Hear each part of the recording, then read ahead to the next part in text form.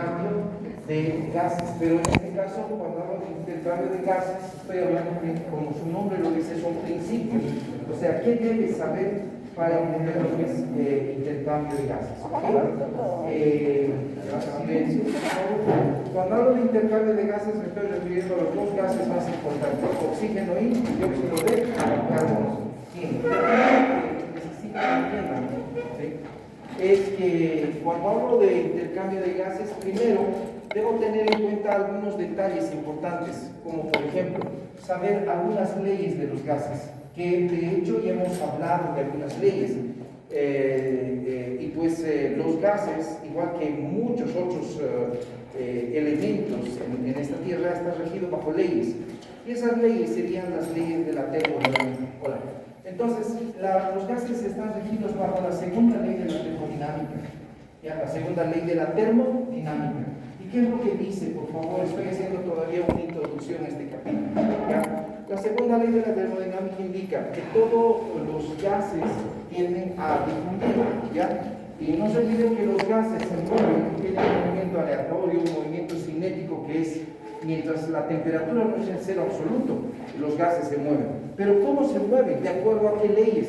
Y las leyes que manejan, bueno, a las cuales están expuestos los gases son las leyes de la termodinámica, en este caso la segunda ley, que dice que todos los gases van a moverse de donde hay más hacia donde hay menos. En este caso, los gases ejercen presión, entonces puedo decir que los gases se mueven de donde hay más presión, ¿sí?, hacia donde hay menos presión. Eso es la primera cosa que tienen que saber.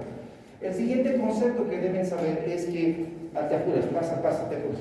Los gases, de una u otra manera, son elementos que van a difundir las membranas, pueden difundir y solidificarse en el agua, ¿ya? Entonces, los gases tienen la capacidad de moverse y atravesar nuestras membranas, en este caso, por un mecanismo que llamamos simple difusión. De hecho, para que se dé la difusión se necesita que esta ley se cumpla, ¿correcto? Entonces, los gases difunden a través de nuestras membranas. Segundo, los dos gases más importantes de los cuales vamos a hablar son el oxígeno y el dióxido de carbono. Pero eso no quiere decir que solo son esos gases de los cuales nos quedamos ahí, punto. ¿Ya? Y pues necesitamos hablar de algunos otros elementos más, sin olvidarnos de un elemento más que necesito que ustedes tomen en cuenta, es hablar de el aire y es el aire atmosférico, ¿ya? Porque todo comienza con el aire atmosférico, la biosfera, ¿sí? Entonces, estos son los elementos base en los cuales van a girar este capítulo. Y de aquí, sí quiero hacerles entender lo siguiente. ¿Para qué tengo que aprender esto? ¿Sí? Para empezar a reconocer las insuficiencias respiratorias. Las insuficiencias respiratorias, ¿sí? Las insuficiencias respiratorias es quizás el final de comprender este intercambio de gases. ¿Y qué tipo de insuficiencia es? ¿Será de tipo 1, de tipo 2? Que tú seguramente ibas a aplicar. En el examen de práctica les voy a hacer casos clínicos sobre el tema que voy a hablar y nosotros que hemos dado. Así que mejor te puedo decir que tomes atención, ¿sí? Por favor, no hay una razón suficiente para decir que debes repetir el libro de memoria, porque si fuera eso, tendríamos que vernos en el examen y andar aprender el libro de memoria. No hay, ¿ya? Segundo, sí manejo varios libros para cualquier materia, no solo Guyton. El Guyton lo leo una vez y chao, así es, no es el nuevo que sale. Y igual hago con fisiopatología, leo varios libros y los chicos deben aprender a leer y ustedes también van a leer.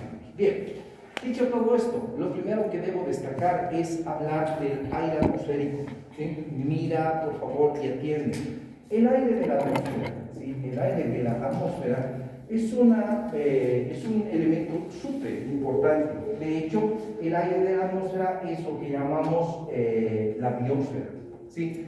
Y la biosfera es este aire que estamos respirando y pues comprende quizás unos cuantos kilómetros de grosor en lo que es la atmósfera. Cuando hablo del aire atmosférico, necesito que ustedes entiendan desde el punto de vista didáctico, solo didáctico, ¿ya? Que el aire atmosférico está conteniendo dos gases, ¿sí? Porque el aire podemos definir que es una mezcla de gases. Eso primero, por favor. ¿Ya? Y esta mezcla de gases está compuesta de principalmente dos. Uno, lo que sería el nitrógeno principalmente, y lo que sería el oxígeno. ¿Sí? Me puedes decir, pero doctor, hay otros gases más. Sí hay, pero son insignificantes en cantidad en la biosfera. ¿Ya? Si quieres aprender y un poquito quieres agrandar tu conocimiento, aunque sé que has llevado biofísica, el tercer gas más importante de la biosfera es el vapor de agua. De hecho, es poco relevante, pero bueno, ahí está. Si quieres te lo pongo, pero, como te digo, no nos interesa el vapor de agua en este momento de la atmósfera, porque lo que hay en sí en la atmósfera es aire seco.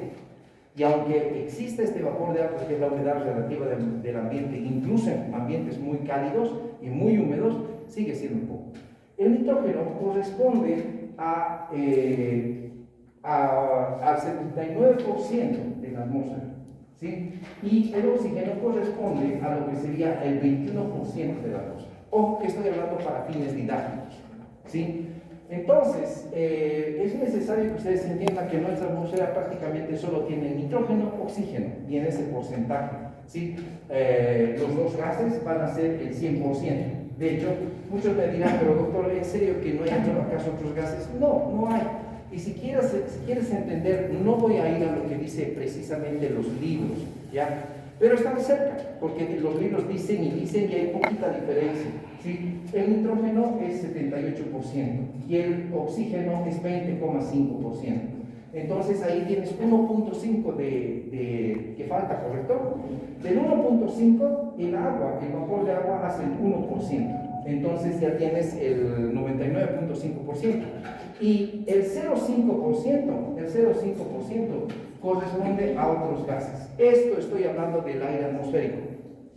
Vuelvo a repetirte, hay 4 tipos de aire que debes aprender. Te voy a mezclar todo esto, y no solo yo, en fisiopato, en clínica y en la residencia médica te van a hacer esto.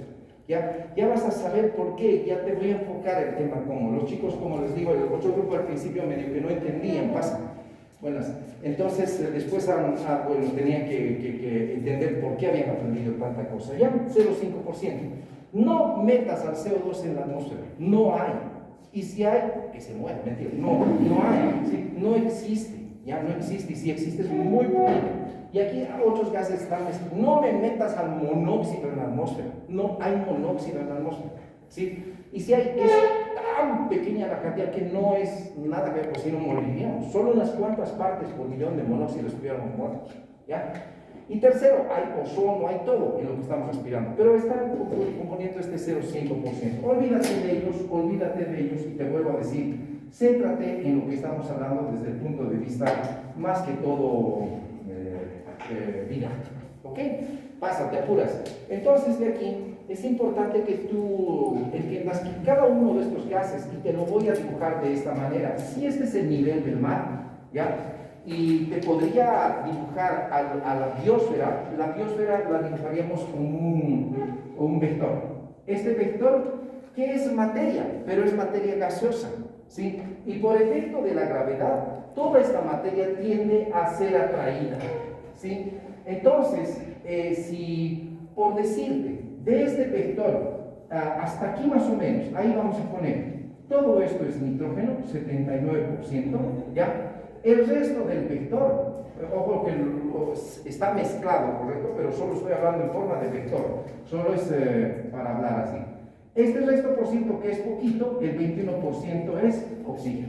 Entonces es como un vector que está haciendo fuerza sobre una superficie, ya que esto todo está siendo atraída por la gravedad.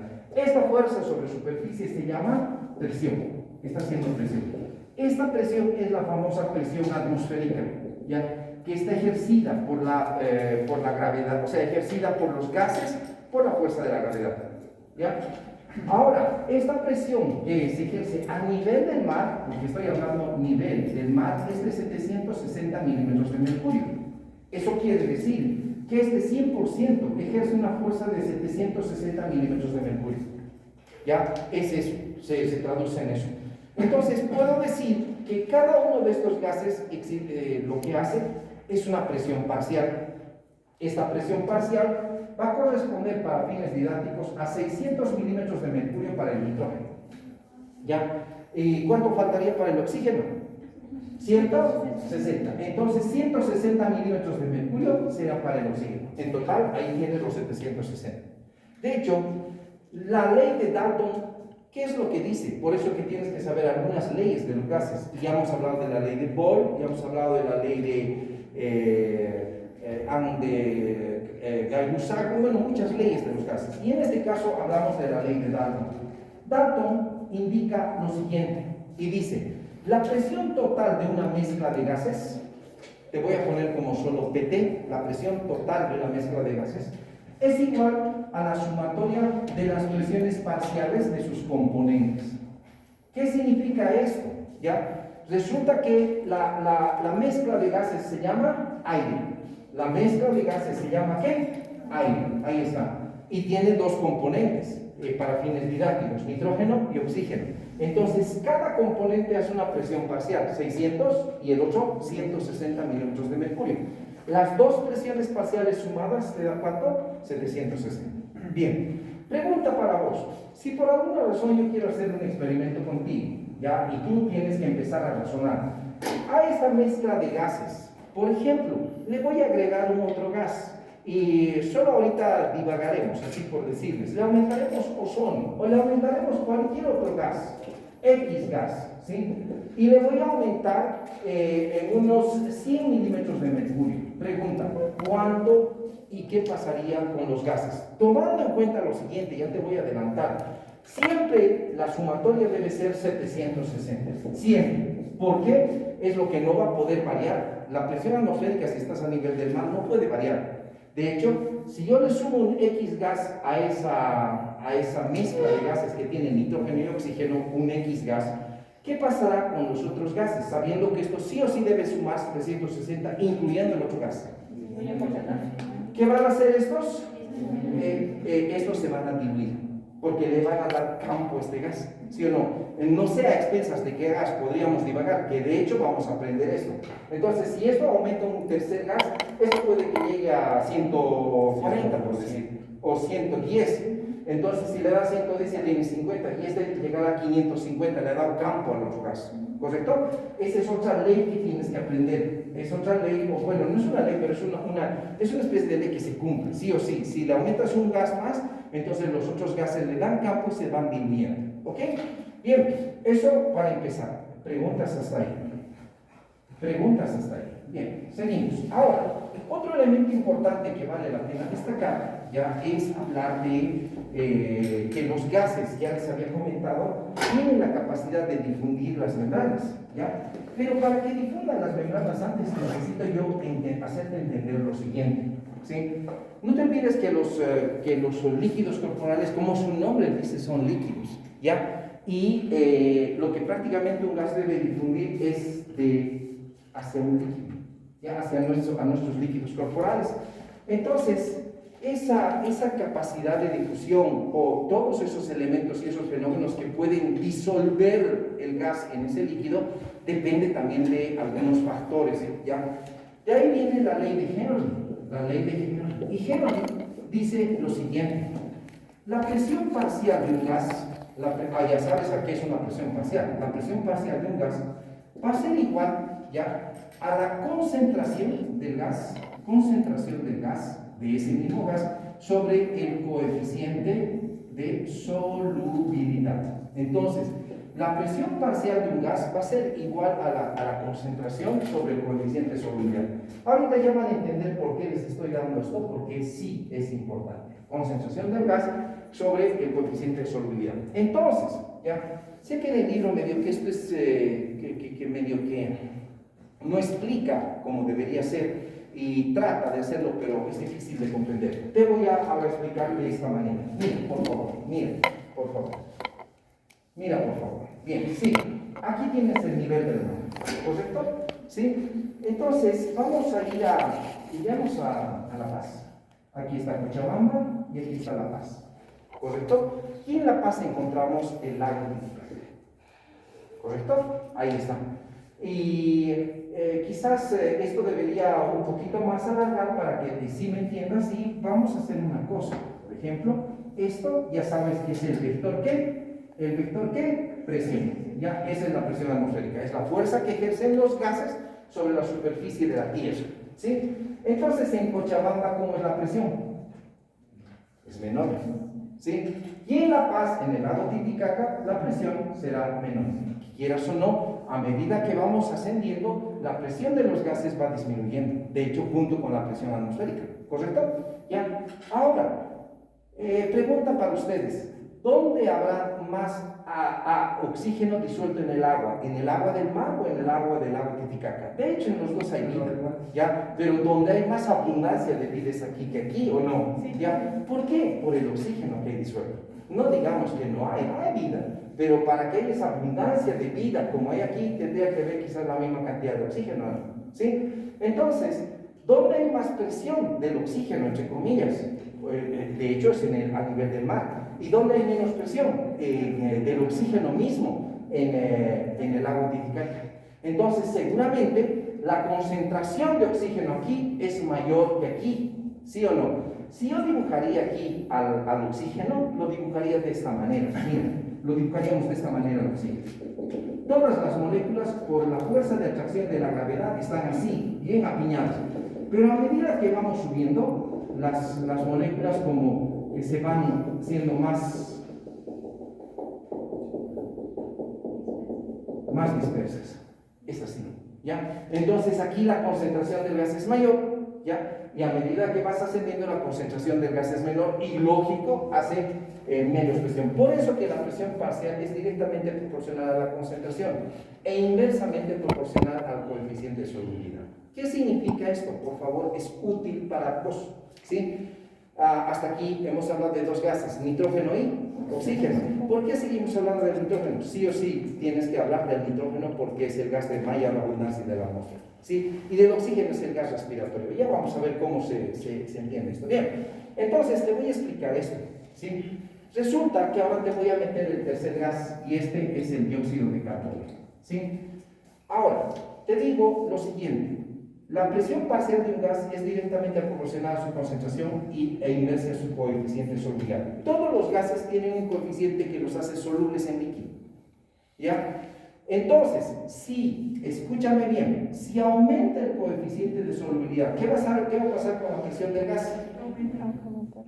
Va a disminuir, muy bien, es inversamente proporcional. Entonces, ¿qué significa esto? Lógico, si esto disminuye, ¿correcto o no? Bien. ¿Qué significa esto? Pues mira, si yo pongo agua aquí, porque de hecho el agua es el componente de los seres vivos, ¿sí? Y te digo que el CO2 es 20 veces más difusible que el oxígeno, ¿qué significa? ¿Ya? Significa que si yo pongo CO2, esto es solo ficticio, ojo, si yo pongo CO2, sabes que no hay en la atmósfera. ¿Ya? Si pongo CO2 aquí frente al agua en una situación ficticia y este es 20 veces, la relación es 1 a 20, ¿no? ¿Sí o no? Entonces, ¿qué significa? Con la misma presión de los dos, si están haciendo la misma presión, con este gas va a difundir una molécula, con este gas va a difundir 20 moléculas. Entonces, ¿qué significa esto? ¿Sí? ¿Cuál de los dos gases tiene mayor coeficiente de difusión de esos dos que están ahí? El CO2.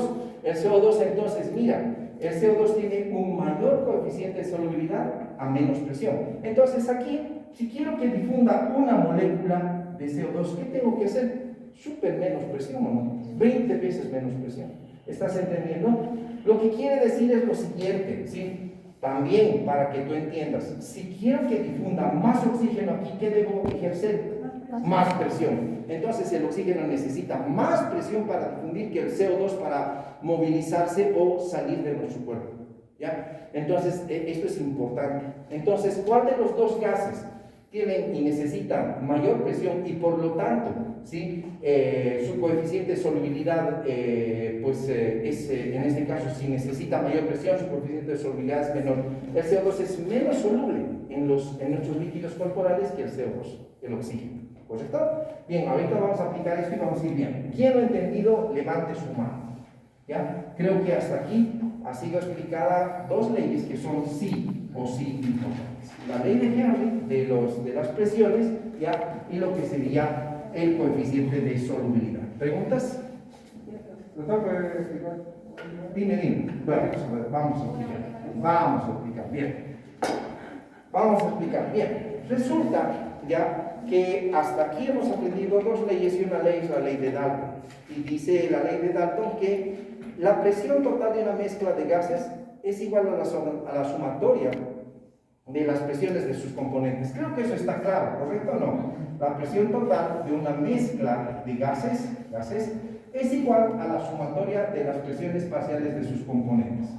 Eso quiere decir, si tengo una mezcla de gases, varios gases, ¿sí? ¿Qué es lo que pasa? Estos gases ejercen una presión parcial, entonces por eso dice presión parcial, ¿sí? Entonces en la atmósfera, el aire tiene dos gases, que es una mezcla de gases, nitrógeno y oxígeno. Entonces, de hecho, así tenemos que dibujar, ¿correcto? Entonces, cada gas ejerce una presión parcial. Este ejerce una presión parcial de 600 milímetros de mercurio y este ejerce una presión parcial de ¿cuánto? 160 milímetros de mercurio. De hecho, la presión total de esta mezcla de gases es de 760 milímetros de mercurio. ¿Hasta ahí está bien? Bien. Ahora, no te olvides que los gases deben difundir nuestros líquidos corporales. De hecho, estos gases deben tener un coeficiente de solubilidad para poder pasar de un lugar a otro, ¿sí? En este caso, ya sea del aire al agua o del agua al aire, ¿sí o no? Ya en sentido contrario, porque los gases sí se mueven, ¿sí? Entonces, si aquí yo pongo un nivel hídrico, nivel líquido, ¿ya? Yo necesito que ustedes entiendan cómo y por qué los gases tienen capacidad de disolverse en los líquidos. ¿Cómo? O sea, vamos a poner los dos gases que nos interesan, oxígeno y ¿qué? CO2. Entonces, ¿sí? No te olvides que nuestro cuerpo tiene agua y debe, y en esta agua hay disueltos los gases estos, ¿sí? Si pusiéramos una situación hipotética, ¿sí? De que el oxígeno y el dióxido de carbono lo ponemos aquí y les hacemos difundir a este componente agua, resulta lo siguiente, escúchame bien, ¿sí? La solubilidad y la capacidad de difusión del CO2 es 20 veces más que del oxígeno. ¿Qué significa?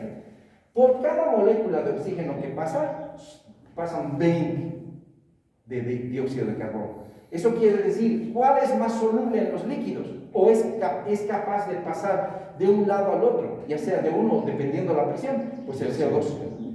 En otras palabras, necesito menos presión de CO2 para que se solubilice en el agua, ¿sí o no?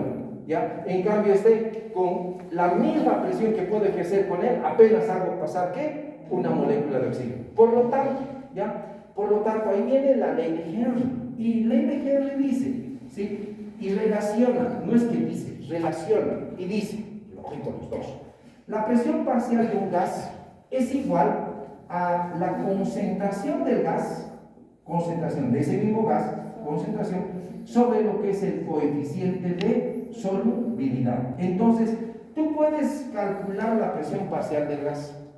Puedes calcular la presión parcial del gas en base a la ley de Henry. Y Henry te relaciona la concentración y el coeficiente de solubilidad. Entonces, ¿sí? Quiere decir que la presión de un gas va a ser directamente proporcional a la concentración. Pregunta para ustedes: si yo aquí tengo 10 personas empujando, 10, y allá hay 100 en aquel extremo, ¿cuál de esos dos extremos va a difundir más rápido si empujaríamos?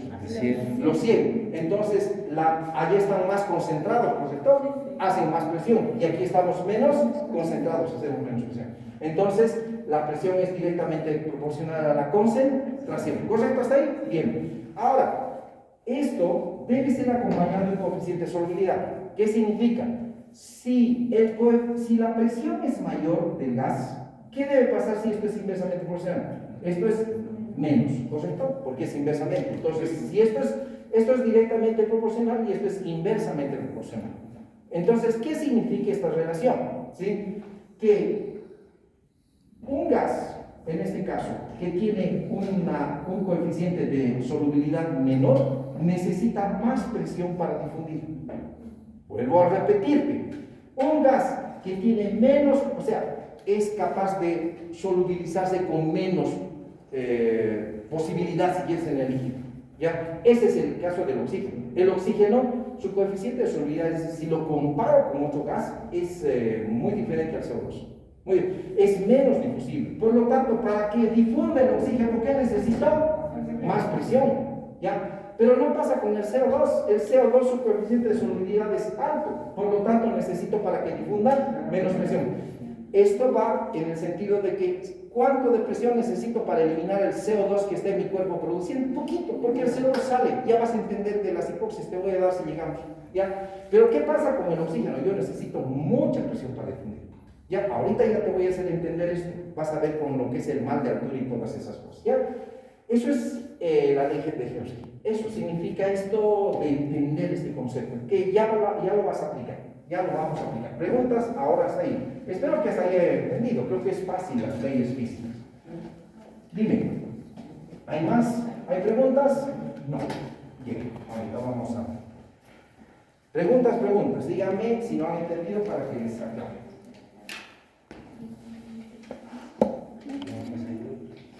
En el examen y de aquí vas a deducir muchas cosas. Bien, te voy a poner en primer lugar nuevamente el aire de la atmósfera, aire atmosférico. Te había dicho que el aire atmosférico, ¿sí?, está precisamente compuesto solo de nitrógeno y oxígeno. Y ese aire atmosférico hace una presión de 600 milímetros de mercurio de nitrógeno y 160 milímetros de mercurio ¿de qué? De oxígeno. Bien, ¿qué te había dicho si yo a esa mezcla de gases le añado otro gas? ¿Sí? Resulta que estos tienen que diluirse. O en otras palabras, estos le deben dar campo al nuevo gas. De hecho, todo debe ser igual a ¿cuánto? A 760. Porque lógico, estamos en un sistema abierto. ¿Ya? Si esto yo lo haría en laboratorio, en un sistema cerrado, hermético, sería diferente. Pero esa no es la situación. Es el medio ambiente. Y el medio ambiente es, si estamos a nivel de mar, 760. Entonces, si a este nitrógeno que está aquí, a ese oxígeno que está aquí, ¿sí?, le añado un gas, y ese gas va a ser precisamente el agua. ¿Sí? Entonces, te quiero decir que cuando yo le añado agua o vapor de agua a ese gas, ¿ya?, ¿qué es lo que nos hace, o sea, qué es lo que debemos entender ya cuando le añadimos agua? Estamos humidificando el aire. Claro, porque este aire de la atmósfera entra por nuestras fosas nasales y se humidifica, se le agrega vapor de agua. ¿Ya? Entonces, ¿qué es lo que pasa? Esto siempre va a ser 47 milímetros de mercurio, porque esa es la capacidad que tiene nuestro organismo de humidificar y de agregarle vapor de agua al aire. No podemos respirar aire seco, porque ¿qué pasaría? Irritaría nuestras vías respiratorias, nuestra mucosa, y prácticamente empezarían a secarse y sangrar.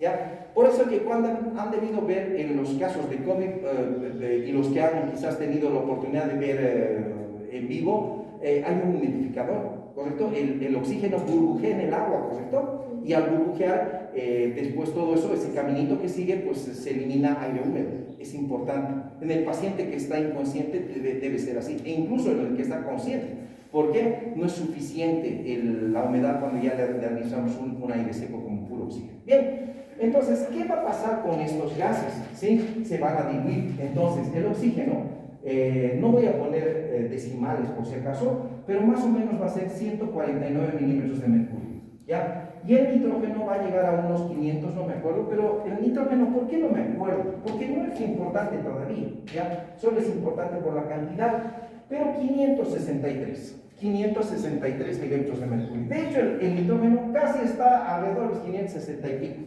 No va a cambiar, ¿ya? Entonces, este aire le puedo llamar, ¿qué? Aire húmedo. Atente porque esto te va a catapultar, si quieres tomarlo, a entender las epoxis. Ya vas a entender por qué te estoy dando esto. ¿Sí? Aire húmedo. Este aire que te estoy describiendo aquí es el aire de las vías respiratorias. Es el aire de las vías respiratorios. Ojo, no te estoy hablando del aire alveolar. Entonces, en las vías respiratorias que hay aire húmedo. ¿Ya? Estoy hablando de tráquea, bronquios, bronquiolos, sin que sea el bronquiolo respiratorio, hasta los bronquios, o sea, las vías respiratorias.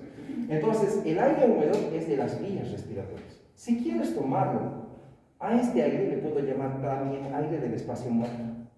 Claro, porque si es de la vía respiratoria no hace intercambio de gases, ¿o sí? Sí, puedo llamarlo, ¿por qué no? Pero ya lo vas a llamar cuando entiendas lo siguiente. Ya no siempre lo siguiente, sino lo que quieras la información. Bien, seguimos.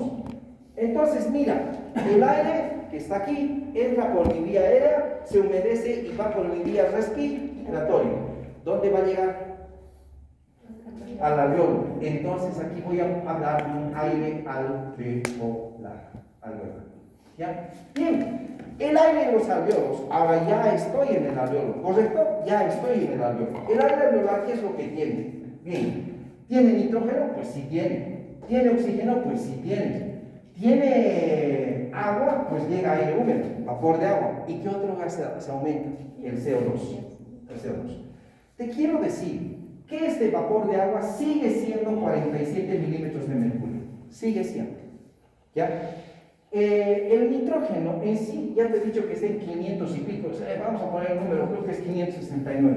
Y si estoy equivocándome por 1, por 2 o por 10, no importa, porque el nitrógeno no te interesa. ¿Ya? Porque este no es aire respiratorio. Ahí está, sí, estoy en lo correcto. ¿Qué pasa con el oxígeno? De aquí viene lo que vas a entender, lo que es las gasometrías. ¿Ya? El oxígeno se diluye más 104 milímetros de mercurio. ¿Ya? Y en el alveolo, ¿qué se intercambia además de oxígeno y todo eso? CO2. Entonces la presión del CO2 es de 40 milímetros de mercurio. De hecho, en los alveolos, ¿sí? En los alveolos empieza a haber un cuarto gas, y ese gas es producto del intercambio en los alveolos, y ese gas se llama dióxido de carbono. Todos ellos hacen una presión parcial, que de hecho suma ¿cuánto? 760. ¿Sí? El gas que más sufre aquí es el oxígeno. Ya que es 104. Pero aún así, esto es a nivel del mar y es suficiente para mantenernos vivos. Incluso, esto mantiene vivo en La Paz y en todo, pero no es 104 en La Paz. Eso quiero que entiendas. ¿Ya? Esto es a nivel del mar. A nivel del mar. Ya te voy a hacer entender. Bien. El aire de la atmósfera ha entrado por la vía respiratoria, húmedo, ¿ya? Ha llegado hasta los alveolos. ¿A la que tiene que hacer? Salir. Entonces de aquí viene el aire expirado. El aire expirado. El aire expirado. Pregunta para ustedes, ¿qué tiene el aire expirado? ¿Me pueden decir? Nada más. Ya, sigue teniendo nitrógeno, sigue teniendo oxígeno, sigue teniendo CO2 y sigue teniendo ¿qué? Agua. Sigue teniendo dióxido de carbono, agua, ¿sí o no? Porque eliminamos un aire y expiramos y exhalamos un aire húmedo. Y es aire, ojo, cuidado que me digas que es CO2, es aire húmedo, ¿ya? Entonces, de aquí incluso vienen los principios de la respiración boca a boca, pero no les voy a dar hoy día. ¿Por qué damos boca a boca la respiración? Si supuestamente exhalamos CO2, debería deprimirlo más al paciente que está con paro, ¿no? Pues no pasa eso. Ya vas a entender un poquito y espero que te des cuenta. Bien, entonces, el nitrógeno, no sé cuánto es, no me acuerdo, pero sigue siendo 560 y pico. No sé cómo es, olvídate del nitrógeno, por eso no me acuerdo, no me gusta. Hoy tantos años que estoy con él y no me gusta el nitrógeno, pero igual está ahí. Ahorita ya te voy a explicar cómo es el tratamiento del nitrógeno en nuestro cuerpo. Es 560. El oxígeno, ¿ya? ¿Qué creen que pasa con el oxígeno? Porque el oxígeno, antes de que me olvide, esto sigue siendo 47. Esto prácticamente lo que es la humedad sigue permaneciendo, ¿ya? ¿Qué pasa con el oxígeno? ¿Será que aumenta, disminuye? Esto es 120 milímetros de mercurio, ¿ya? Y el CO2 es de 27, creo que dice el libro, sí, 27 milímetros de mercurio, ¿ya? Entonces, ¿qué pasa con el oxígeno? Como que aumenta, ¿ya? Del aire alveolar aumenta hacia lo que es el aire expirado. Y el CO2 como que disminuye. ¿Qué ha pasado? Pregunto. ¿Ya? Entonces, para que entiendas, te lo voy a dibujar de esta manera. Mira, por favor, esta es la tráquea, este es el árbol bronquial, ahí está el árbol bronquial. Esto vamos a dividirlo así, vamos a ir allá, ¿sí? Y llegamos a la alveolar, ¿correcto? Entonces, El aire atmosférico está aquí. El aire de la atmósfera. De la atmósfera. ¿Sí? Este aire ingresa y se convierte en aire húmedo, ya de la vía respiratoria o aire del espacio muerto. ¿Correcto? Este aire llega y se convierte, cuando está subiendo, en aire alveolar. ¿Sí? Y una vez que se produce el intercambio de gases, este vuelve a salir. Te lo voy a poner con otro color. Se convierte en aire expirado. Entonces, miren dónde estoy empezando.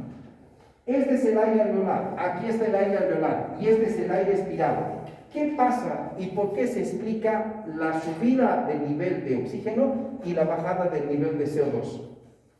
¿Por qué se explica? Resulta que este aire alveolar se mezcla con este aire expirado que es este aire alveolar se mezcla con este aire húmedo al salir. Este aire alveolar se mezcla con este aire húmedo que tiene alta concentración ¿de qué?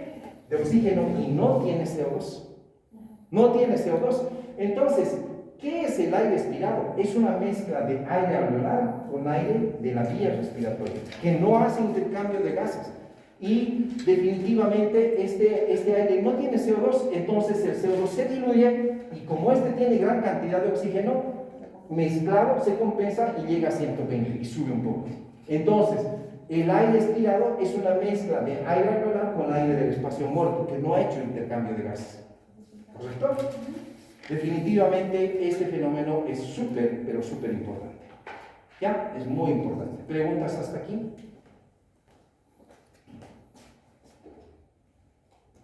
El aire expirado El aire expirado, entonces, es la mezcla. Este aire es la mezcla de estos dos. El aire expirado es la mezcla de estos dos. ¿Por qué? Te voy a hacer entender. Mira, el aire atmosférico entra, se humedece, sigue su camino, llega al alveolo, hace intercambio de gases y este aire debe salir. Al salir, este aire alveolar se va a mezclar con este aire que está aquí todavía, que no ha hecho intercambio de gases. Y ese aire húmedo, que es aire que no ha hecho intercambio de gases, no tiene CO2 y tiene alta concentración de oxígeno. Entonces, estos dos se mezclan y lo que da como resultado que el oxígeno suba, por esto, ¿ya? Y el CO2 baje porque no hay CO2 aquí. ¿Entendido? Y de una u otra forma se diluya el CO2 y aumente el oxígeno. Prácticamente el nitrógeno no tiene, no te olvídate del nitrógeno. Y esto siempre va a ser 47 porque es humedad o aire húmedo. ¿Ok? ¿Preguntas? Preguntas. Entonces, doctor, el aire expirado se podría decir que es la suma entre el aire alveolar. No he dicho suma. La mezcla. Es la mezcla. No se suma, porque si sumaras sería otra cosa. Es la mezcla, porque se mezclan aires. Se mezclan, no se suman. Se mezclan. Y sus presiones cambian. Se mezclan, no se suman. Ojo, cuidado con la pregunta. Cuidado la pregunta. ¿Ya? Se mezclan. Se mezclan. Bien, preguntas hasta ahí. Ahorita ya vas a ver, incluso en el teórico, porque si los colegas están empezando a hacer sus exámenes, sí les he exigido que tienen que ser con razonamiento lógico y deductivo, con historias clínicas. Bien, vamos a ir a hablar ahora de un detalle importante, porque el capítulo de qué se trata, preguntas, el capítulo se trata de intercambio de gases. Bien, entonces, estos gases tienen que difundir nuestras membranas alveolo-capilares o las membranas no solo membranas, pero lo que son las membranas celulares, ¿correcto? Entonces, ¿sí? Los gases estos difunden. Entonces, difusión, ¿ya? Y van a difundir primero la membrana alveolo-capilar y después la membrana celular a nivel de los tejidos. Pero vamos a hablar un poquito primero de la membrana alveolo-capilar. Ahorita ya vamos a integrar todo lo que estamos aprendiendo, no te olvides, ¿sí? Este es el alveolo, ¿sí?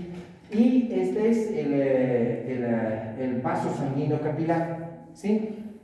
Necesito que entiendas que el grosor de la membrana alveolo-capilar, eso significa esta distancia que hay de aquí a aquí, es de alrededor de 0,2 a 0,6 micras de grosor. 0,2 micras donde es más delgada la célula, donde hay solo citoplasma, y 0,6 donde hay núcleos. ¿Ya? Ahora, la membrana alveolo-capilar, membrana alveolo-capilar, que es de la que vamos a hablar, ¿sí? Tiene 6 capas. En otras palabras, los gases deben difundir 6 capas, de afuera hacia adentro y de adentro hacia afuera, dependiendo el gas. ¿Sí? Vamos a ir a analizar a esto y a estas capas de la membrana alveolo-capilar. ¿Ya? La primera capa que debe pasar de afuera hacia adentro, ejemplo, el oxígeno, es la película fina de sustancia surfactante que hay. Entonces, la primera capa es la sustancia surfactante. ¿Sí? La segunda capa que debe atravesar el gas de afuera hacia adentro, en este caso el oxígeno, ¿ya? Es las células alveolares de tipo 1 o el epitelio alveolar de tipo 1. Ahí está. Entonces, la segunda capa, los neumocitos de tipo 1. ¿Sí? No te olvides que todo epitelio sobre qué está, sobre una membrana basal. Entonces, la tercera capa que debe pasar es 3, la membrana basal del epitelio alveolar. Epitelio alveolar, o sea, del neumocito, lo que tú quieres. Alveolar. ¿Ya? Voy a saltar y voy a ir a el otro elemento, que es la membrana basal del endotelio. ¿Sí? Estoy saltando, ahorita te voy a decir que falta una cuarta capa. ¿Ya? Entonces, el endotelio vascular existe. Ahí están las células endoteliales. ¿Ves? Ahí están las células endoteliales. Entonces, estas células endoteliales están sobre una membrana basal. Pero entre esta membrana basal y esta otra hay un intersticio. El espacio que hay entre estas dos. Entonces, la cuarta capa que va a pasar el gas en este caso es el intersticio alveolo-capilar. ¿Ya? La quinta capa, ¿qué será? La quinta capa, ¿qué será? La membrana basal del capilar. ¿Ya? Y la sexta capa será el endotelio capilar. ¿Listo? Ahí están las 6 capas. Todo esto tiene 0,6 micros de grosor como máximo. Eso quiere decir que del espacio externo, o sea, del medio ambiente, nos separa escasas media micra de estar en contacto con el medio ambiente. ¿Ya?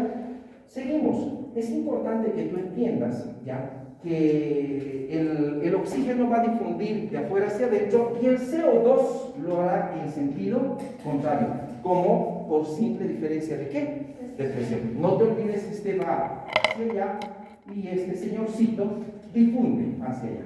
Bien, eso es lo primero. Ahora, aquí viene un poquito de aplicación clínica. El fenómeno de intercambio de gases, ¿ya? Este fenómeno de intercambio de gases se va a optimizar por las siguientes condiciones. Optimizar. ¿Qué es optimizar? Mejorar. ¿Ya? Y uno de esos factores que optimizan, ¿sí?, es el grosor de la membrana alveolo-capilar. Membrana alveolo-capilar. Es el grosor. ¿Cuánto es el grosor de la membrana alveolo-capilar? 0,6 micras. Entonces, imagínate que la membrana alveolo-capilar, ¿ya?, pues sea más grueso. Entonces disminuye esa posibilidad de difusión. Fibrosis pulmonar, presencia de líquido en el alveolo, ese es el grosor. Entonces el grosor debe ser ese, de 0,6, para que se optimice y sea mejor el intercambio de gases. 2. El otro elemento, ¿ya?, va a ser la superficie alveolo-capilar. La superficie alveolo-capilar. ¿A qué se refiere con la superficie alveolo-capilar?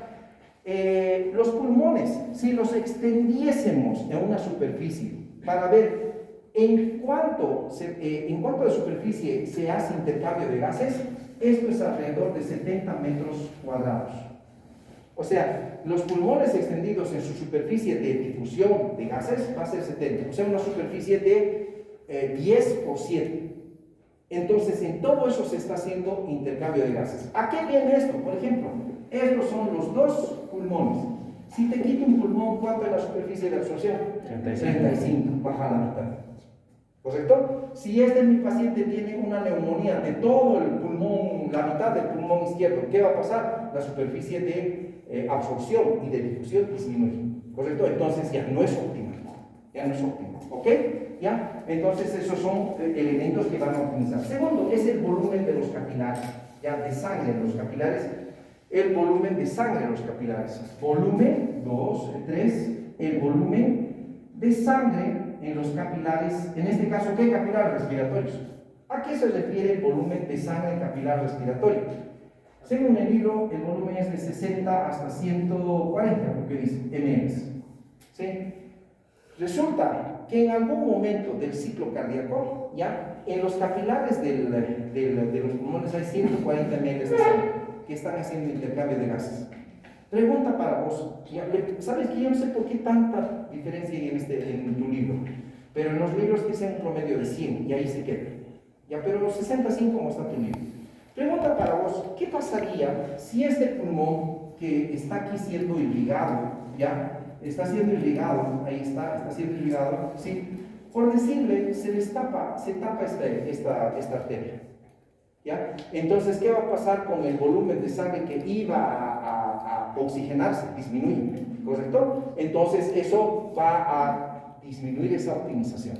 ¿Estamos? Entonces, para que sea óptimo el intercambio de gases necesitamos una cantidad correcta y precisa de sangre que pueda garantizar la oxigenación. 3, 4, ya, el diámetro capilar. Diámetro capilar. Pregunta para ustedes, ¿qué diámetro tiene un capilar? O mejor dicho, ¿qué diámetro tienen los glóbulos rojos? 7.5 micras. Bien. Entonces, si un glóbulo rojo tiene 7.5, vamos a hacer un dibujo para que tú lo entiendas. ¿Ya? Este es un capilar de 7.5 micras. Entonces quiere decir que un glóbulo 8 le pondremos. ¿Ya? Entonces un glóbulo rojo pasaría así como estoy dibujando esto. ¿Sí? Sí, 8 micras. ¿Bien? Pero resulta que el diámetro del capilar respiratorio es de 4 o 5 micras, o sea, es quizás hasta la mitad. Creo que el libro dice 4, ¿correcto? Creo que dice. Si lo dice, y si no lo dice, debería decirlo. A ver, creo que dice 4. Ya, 5 micras, dice, 4 o 5 micras, como los digo, 5 micras. Aquí entonces, este tiene 7.5 y este tiene 5 micras. Bien. ¿Cómo es que pasa un glóbulo rojo por un capilar más pequeño que él? Pregunta. Se deforma. Ya les había comentado en física 1 que el glóbulo rojo tiene unas características plásticas y elásticas. Y la plástica es de deformación. Deformas y vuelve a su forma normal. Entonces, para entender esto, te lo voy a dibujar al glóbulo rojo. Como que hace esto, ¿no? Tendría que hacer eso, ¿o no? Sí, esa es la deformación para que pase. Bien. Entonces, pregunta. ¿Cuánta es la superficie de contacto aquí? ¿Ya? Quizás es esta partecita y esta, ¿o no? Si lo sumo, ¿será que son máximos o no? En esta situación A. Y en la situación B, ¿cuánta es la superficie de contacto? Esta y esta. Entonces, si sumo, prácticamente sería esto. Entonces, en los capilares, los glóbulos rojos tienen una relación estrecha con el glóbulo rojo y el capilar. Cosa que garantiza de que los gases puedan difundir entre ellos y viceversa. ¿Ya? Entonces, esto es vital y es importante. Es vital y es importante. Entonces, ¿qué va a optimizar el intercambio de gases? El grosor de la membrana, la superficie alveolo-capilar, que es 70 metros cuadrados, el volumen de sangre que pasa por esos capilares, ¿sí? Y el diámetro de los capilares, que realmente se optimiza o sea, el fenómeno de la difusión de los gases. Bien, pero lastimosamente ahora te tengo que dar otro más, es decir, no solo es la optimización del proceso de intercambio de gases, sino qué es lo que aumenta la velocidad de difusión de esos gases, porque si bien hay elementos que optimizan la difusión, hay elementos que van a optimizar la velocidad de difusión, ¿sí? Y estos elementos son los siguientes. ¿Hasta qué los vamos a sacar? 14:55, ¿no? Ya, está bien, tenemos tiempo, me estaba asustando, ¿sí? Y uno de estos, o sea, los que van a determinar la velocidad de difusión, el libro dice los que determinan la velocidad de difusión, o sea, los que aumentan, porque cuanto más veloz y mejor difunda, pues va a estar más oxigenado mi cuerpo, ¿no? Esa es la verdad. Y esto es en el paciente enfermo, quizás. Entonces, dos de ellos prácticamente son los mismos, de aquellos de que optimizan. Uno de estos que optimizan la velocidad de difusión, uno es el grosor de la membrana alveolo capilar, el grosor de la membrana alveolo capilar. Ahorita te voy a explicar. El otro es la superficie de intercambio gaseoso, superficie de intercambio gaseoso. ¿Ya? Esto es 70 metros, tú ya sabes, metros cuadrados, esto es 70 metros cuadrados, y el grosor de la membrana que hemos hablado, 0,6 micras es normal, ¿sí? Pero ¿qué pasa cuando se engrosa? ¿Ya? Finalmente, hay dos aspectos más que van a afectar, y es uno, ¿ya? El coeficiente de difusión, el que ya hemos hablado, y el 4 es lo que sería la presión, la diferencia de presión. Diferencia de presión del gas. Ahorita te voy a explicar. Diferencia de presiones. Diferencia de presión. ¿Sí? Entonces, hay factores que optimizan la difusión de los gases, pero hay elementos o factores que van a aumentar la velocidad. Aparte de optimizar, aumentar la velocidad. ¿Ya? Creo que del grosor está casi claro. ¿Por qué? Te lo voy a dibujar. ¿Sí? Si esta membrana alveolo capilar la engrosaría porque empieza a haber líquido aquí, ¿qué va a pasar con la velocidad de difusión? Especialmente del gas que me interesa. ¿Sí? El oxígeno va a disminuir. Porque por una membrana alveolo capilar gruesa, como que el gas va a disminuir esa velocidad de difusión. Va a difundir, pero más lento.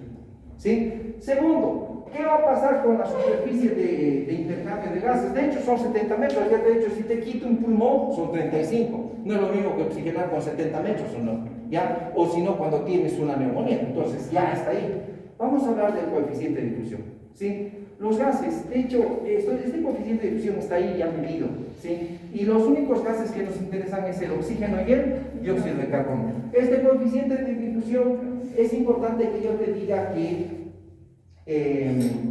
va a depender de que este gas sea soluble o no en este caso en esos líquidos corporales. De hecho, hay una fórmula que a veces la doctora Barreto pregunta, casi siempre pregunta, anótense, ¿ya? Y te dice que este coeficiente de solubilidad depende de es la inversa de la raíz cuadrada del peso molecular. Este coeficiente de difusión es la inversa de la raíz cuadrada, del peso molecular. ¿Qué significa en otras palabras? Traducímelo porque yo no sé ni raíz cuadrada ni nada, ¿no ves? ¿Sí? Eso, ¿ya? Que cuanto más pequeño el gas, más fácil difunde. ¿Ya? De hecho, si quieren tomarlo o si tiene menos peso molecular, o sea, el gas más liviano, más rápido va a difundir que un gas pesado o algo así. Y depende del tamaño también. ¿Ya? Entonces, eso es importante. ¿Ya? Pero por favor, eso, la doctora pregunta en lo que es el coeficiente y eso, lo que les he dicho de la raíz cuadrada. ¿Ya? Pero está en tu libro, no necesitas, solo aprendértelo de memoria. La raíz cuadrada de lo que es, ¿cómo era la cosa? Raíz cuadrada, La inversa de la raíz cuadrada del peso molecular. La inversa de la raíz cuadrada. Cada uno de estos tiene un peso molecular. Es la inversa de la raíz cuadrada. ¿Sí?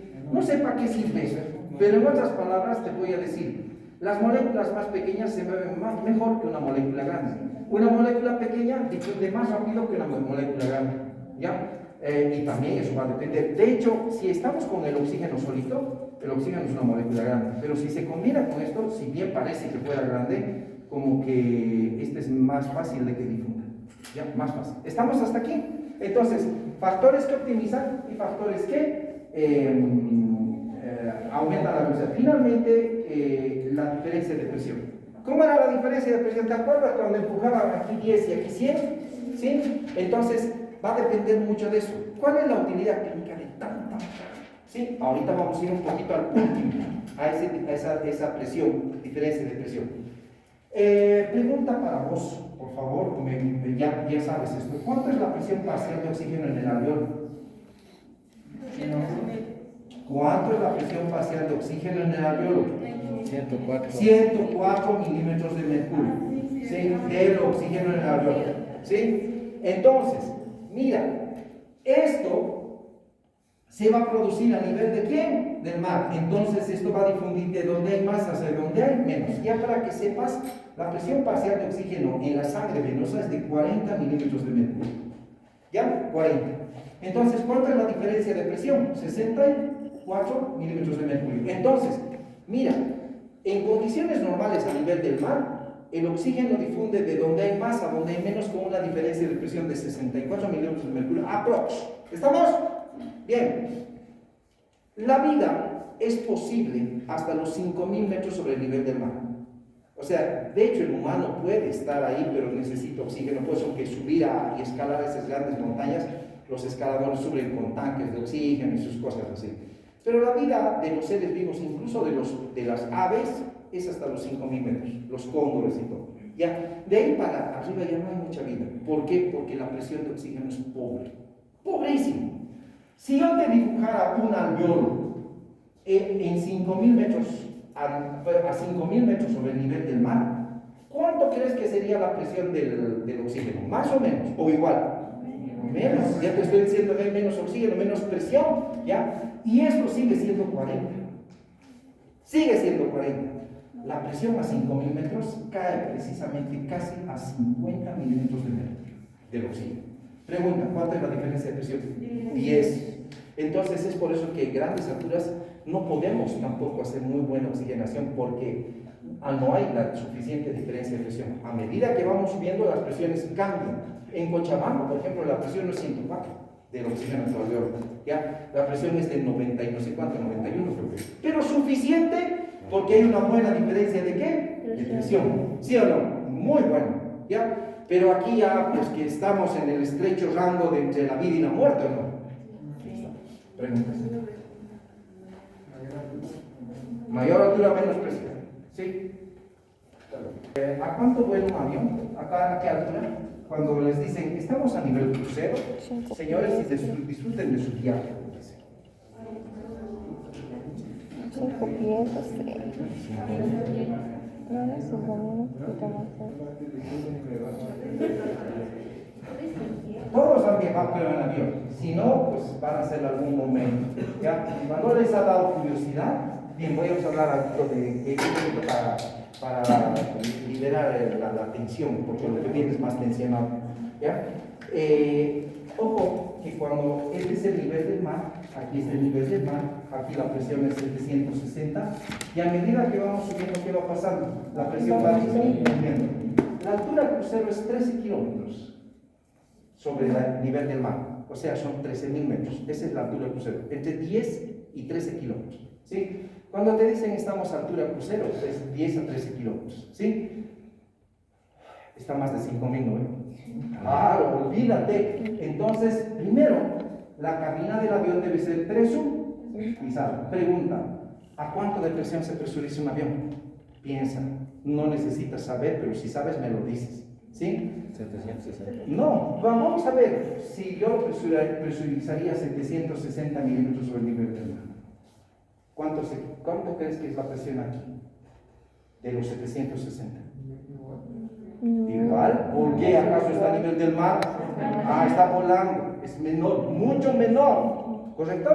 ¿Cuán menor? Le pondremos números, ¿ya? Si en Cochabamba es 500 y pico, en La Paz es 400, y hay vida, ¿ya? A los 13 kilómetros la presión llega a unos 150 o 200, 180 milímetros de mercurio. ¿Qué crees que pasaría si presurizamos de donde hay más a donde hay menos? ¿El avión qué? Explotaría. Los aviones no se presurizan a nivel del mar, se presurizan a una altura de unos 2000 y pico metros. ¿Para qué? Para que haya una compensación, porque si no el avión reventaría en el cielo. ¿Sí? Es por eso que cuando han visto las películas, se rompe una ventana del avión o se abre una puerta, ¿qué pasa? La gente tiende a salir, ¿no? Porque va de donde hay más a donde hay menos presión.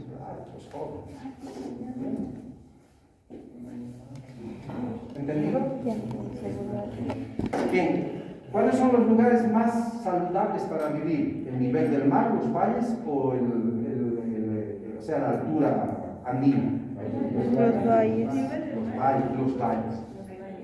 hasta Hipócrates lo decía, los valles son los lugares más saludables. De hecho, los valles son los lugares más, ahora ya no tanto, ¿no? Pero igual siguen saludables. ¿Ya? Y entre los 2000 y los 2500 son los valles, son los lugares más saludables para vivir. Por eso a los tuberculosos y a ellos, y a los enfermos, los mataban los valles cuando estaban en la parte de Grecia y todo eso, los mandaban a los valles. O sea, les decía, suban, van a respirar y van a hacer mejor.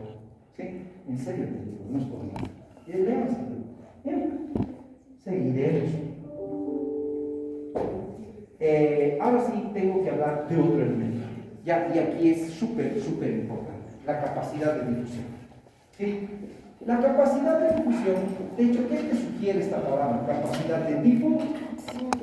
¿Qué te sugiere? Es esa capacidad que tiene un gas para difundir. De hecho, ¿cuáles son los gases que nos interesan? ¿Cuáles son los gases que nos interesan? El nitrógeno, ahora lo vamos a reservar un poquito. ¿Ya? La otra clase les voy a decir qué pasa con el nitrógeno. ¿Ya? Es curioso, ¿ya? Pero en nuestra sangre circula nitrógeno en el mismo estado que está en la atmósfera. Y es en la misma cantidad. Por eso es que no varía el nitrógeno. Ya les voy a hacer entender. ¿Sí? Entonces, si yo saco una muestra de sangre y mido el nitrógeno, tiene la misma cantidad de la atmósfera. ¿Ya? Entonces está en estado gaseoso. ¿Bien? Bien. Y por esa misma razón se producen lo que son las embolias gaseosas en los buceadores. Ya van a aprender la próxima clase. Bien. Entonces, te había dicho que los gases tienen una capacidad de difundir y depende de su solubilidad y algunos otros detalles más. De hecho, es la capacidad de difusión. Quiero hacerte entender y que sepas lo siguiente. ¿Ya? Resulta que en condiciones normales el oxígeno difunde 21 ml de oxígeno por cada milímetro de mercurio por minuto. Esta es la capacidad de difusión del oxígeno. Eso quiere decir, por 1 milímetro de mercurio de presión que se hace, difunden 21 ml de oxígeno. ¿Entendido? Bien. Ahora, el CO2 tiene 20 veces mayor capacidad de difusión. Si quieres, multiplica 20 por 21. Más o menos va a salir ¿cuánto? Unos 440 ml de CO2 por milímetro de mercurio por minuto. Entonces, ¿sí? Si yo hago 1 milímetro de mercurio de presión para el oxígeno, ¿cuántas moléculas van a difundir? Si digamos, la pondríamos en moléculas esto. No, le ponemos en ml más. ¿Cuánto va a difundir? 21. Pero con ese mismo milímetro de mercurio de presión, van a difundir ¿cuánto? 440. Por eso que no se necesita mucha presión para eliminar el CO2. De aquí viene el principio de las hipoxias de tipo 1, o sea, de las insuficiencias respiratorias de tipo 1, que son hipóxicas y normocápnicas, o hipocápnicas, que ahorita les voy a explicar, o más tarde, o mañana, o bueno, en la clase. Entonces, la capacidad de difusión del oxígeno es 21 milímetros de mercurio minuto. Del CO2, 400 veces, 20 veces más difusible. ¿Ya? Ahora, cuando tú haces ejercicio, ¿qué pasa? Ya, no, yo sé, está bien, no me respeto, pero ¿qué pasa con las necesidades de oxígeno? Aumentan, bien. Entonces, las necesidades de oxígeno van a aumentar. ¿Sí? ¿Cómo lo hace el cuerpo? Porque supuestamente son 21, pero esos 21 son clavados así porque yo necesito más oxígeno cuando hago ejercicio, ¿correcto? Entonces, ¿sí? Cuando hago ejercicio, la capacidad de difusión del oxígeno aumenta a 65 ml, o sea, casi se triplica por milímetro de mercurio por minuto. ¿Cómo es eso, doctor? O sea, ¿aumenta porque sí? Pregunto. ¿Sí? ¿Aumenta? ¿Cómo? ¿Qué es lo que pasa? ¿Sí? Entonces vamos a explicar este fenómeno y vamos a ver a qué se refiere este fenómeno. ¿Sí?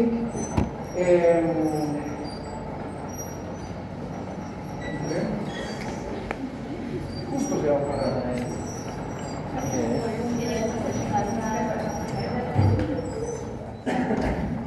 Bien, ¿sí? ¿Qué pasa en el ejercicio? En el ejercicio aumenta la capacidad de difusión del oxígeno por dos factores.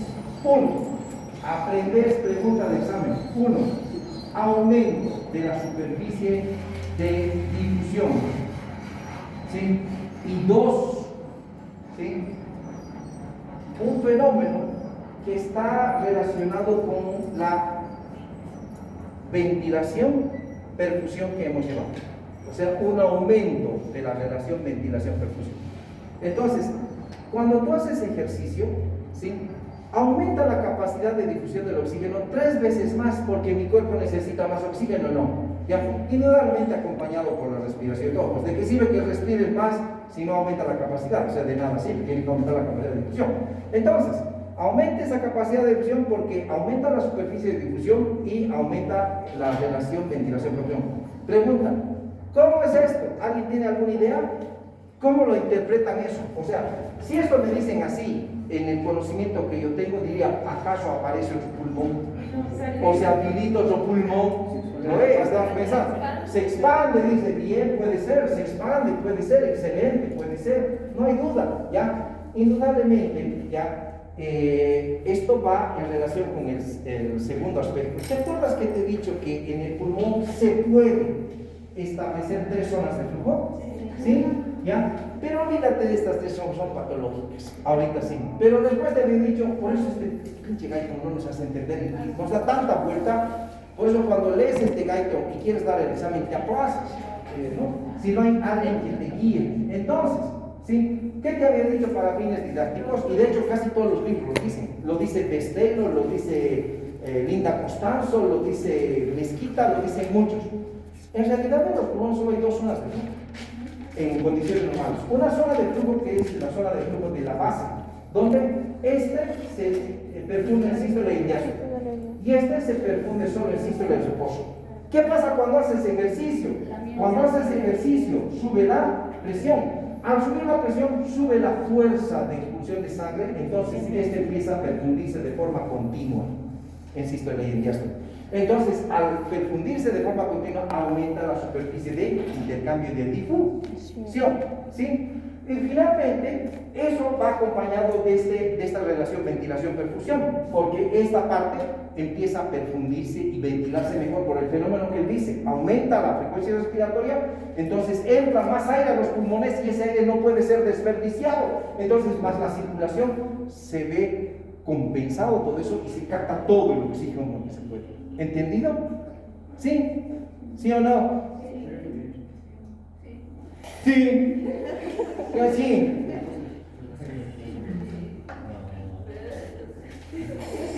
Muy rápido. Ya.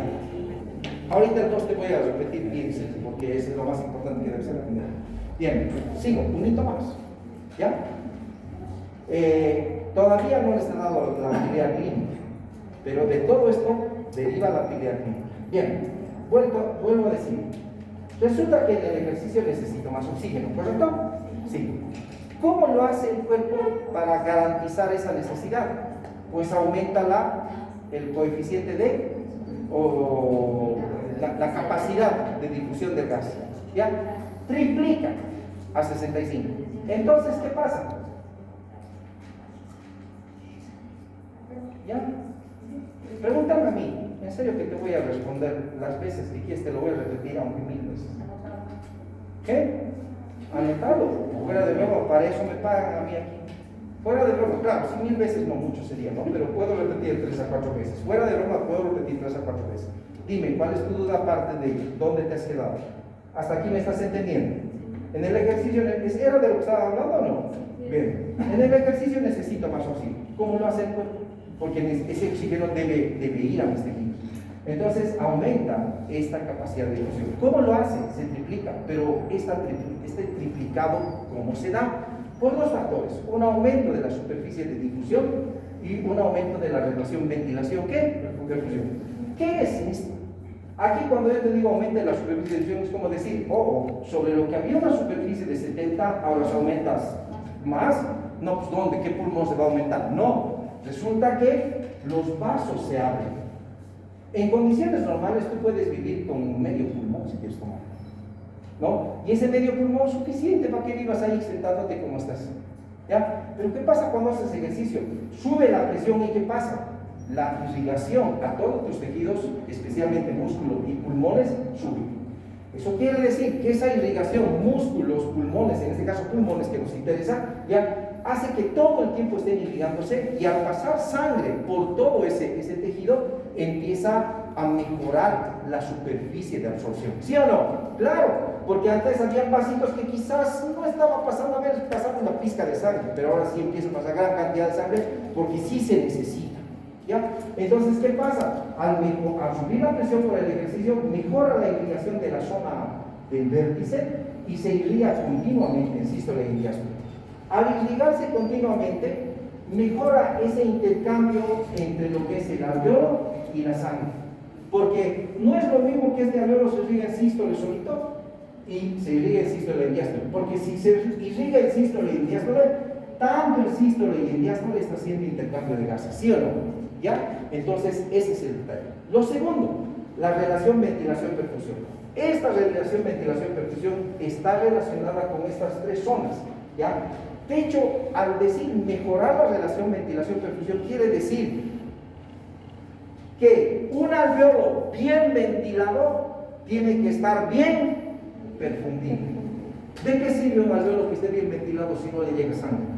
¿No? No vale. ¿O de qué sirve un alveolo que no esté ventilado pero le llega sangre? No sirve. Entonces cuando haces ejercicio, haz de cuenta, como él me ha dicho, aumenta la frecuencia respiratoria y entra más aire, entonces el alveolo se ventila mejor. Al ventilarse mejor, tiene que compensarse con una circulación mejor y eso va a captar más oxígeno. ¿Entendido? ¿Algo más? Señorita, ¿seguro? Sí, sí.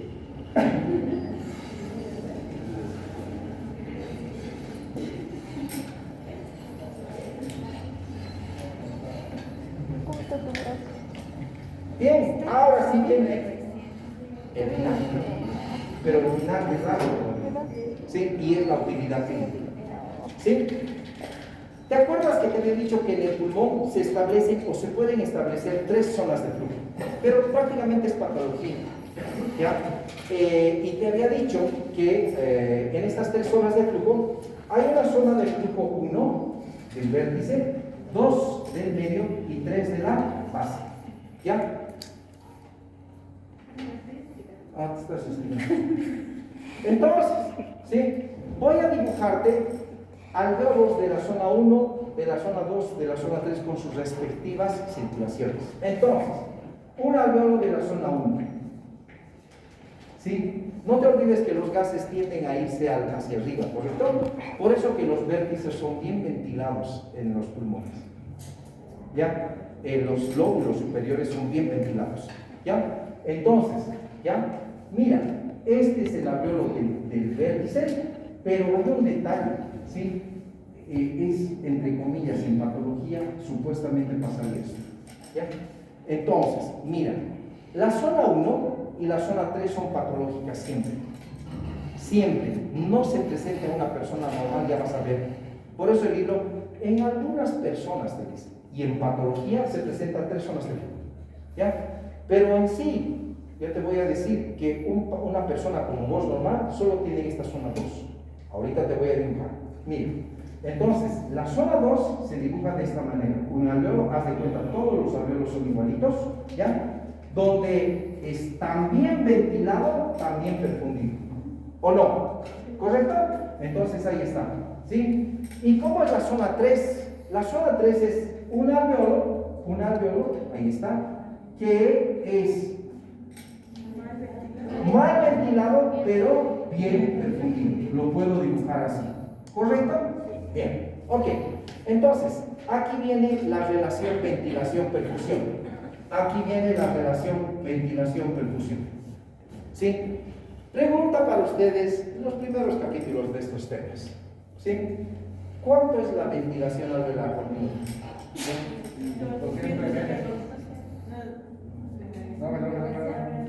A ver, cuando responda en medicina, hasta cuando vean un paciente en emergencia, nunca actúen como locos, o sea, hormonalmente.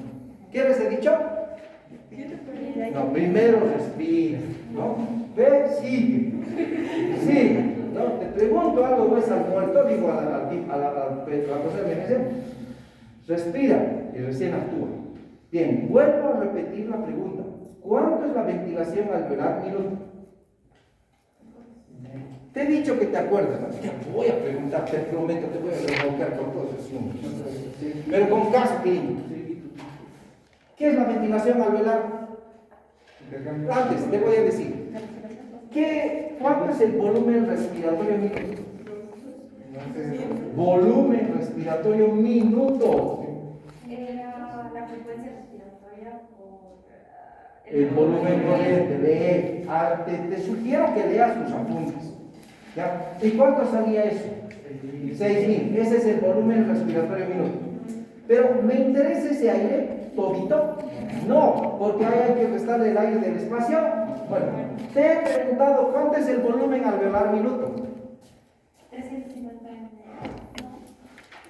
Minuto. 350 por ya. ¿O cuánto sale? ¿Cuánto les he dicho que sale? 4.200. Aleluya. ¿Ya? 4.200.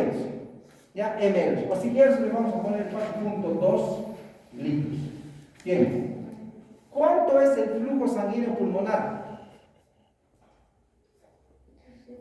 Perfusión. Ojo, estoy hablando por minuto, porque si es por minuto no puedo mezclar naranjas con papas, ¿no? ¿Cuánto es el flujo sanguíneo pulmonar? 20. Si te hablo de flujo, es minuto. ¿Cuánto?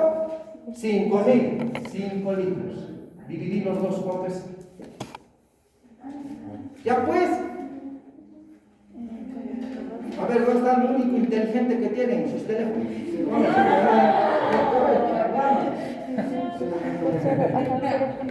Ya pues, bien, no, nadie me está queriendo decir. ¿Cuánto? ¿Cero? Muy bien. Esta es la relación ventilación-perfusión normal. Esa es la relación ventilación-perfusión normal. ¿Te acuerdas que en teoría te había dicho esto es bien ventilado y esto es bien perfundido, ¿correcto? ¿Sí? Y este es BA y este es Q, ¿correcto? Si hago la relación, en este caso, ventilación-perfusión, te podría poner aquí un valor de 1, ¿sí o no? Para solo fines didácticos. También ventilado, también perfundido, 1 a 1. Si esto es 1 dividido entre 1, ¿cuánto sale el valor? 1. En realidad es 0,8, pero para que entiendas vamos a poner 1, para empezar. ¿Ya? Porque este es bien ventilado y bien perfundido. Bien. Vamos a ir a la relación ventilación-perfusión del vértice. Ventilación, perfusión. Q. Bien. Pregunta. ¿Sí? La presión del alveolo es mayor que del capilar, ¿correcto? Entonces, quiere decir que la ventilación es, en el numerador es un valor mayor que la perfusión. ¿Correcto? ¿Cuánto sale el resultado? Si el numerador es mayor que el denominador. Más de 1. Bien. 2, 3, 4, 1 millón, 2 millones, 3 millones, 1000 millones, ¿correcto? Entonces, esto es al infinito. En fisiopato, en clínica y en la residencia médica te van a preguntar de la siguiente manera. ¿Quién es un paciente que tiene una tromboembolia pulmonar? Ya te van a dar todo el diagnóstico. Indique cuál es su relación ventilación-perfusión y qué está pasando con su dinámica cardiocirculatoria. ¿Ya? Bien. Entonces, te voy a dar varios, 2 o 3 de los que se me vienen a mi cabeza, de que su relación ventilación-perfusión es mayor a 1 o igual al infinito, porque mayor a 1 no te dice qué número exactamente, por eso es que aquí te lo he puesto 1, para que te guíes. Mayor a 1 o al infinito. Mira, tienes un alveolo bien ventilado, pero mal perfundido, ¿correcto? Te voy a dibujar ese alveolo, pero de otra manera ahora para que entiendas. ¿Sí? ¿Qué pasa con este paciente que tiene una tromboembolia pulmonar? ¿Sí? Ahí está. ¿Qué pasa? Viene un coágulo, se obstruye. Al obstruirse, ¿sí? ¿Qué es lo que pasa? ¿Sí? No pasa la sangre, está mal perfundido, ¿sí o no? O sea, Q baja, cae. En cambio, la ventilación es normal. Hasta me animaría a decir que sube. ¿Correcto? Bien, ahora te voy a decir una cosa. ¿Sí? La tromboembolia pulmonar es un caso que forma zona 1 de ventilación-perfusión. ¿Ya? Al igual que el emfisema. ¿Qué es el enfisema? Te había dicho que el enfisema es destrucción de las paredes alveolo-capilares, ¿correcto? El alveolo se deforma, se hiperinsufla, hay mucha ventilación, pero las paredes de los alveolos, estos vasos se han destruido.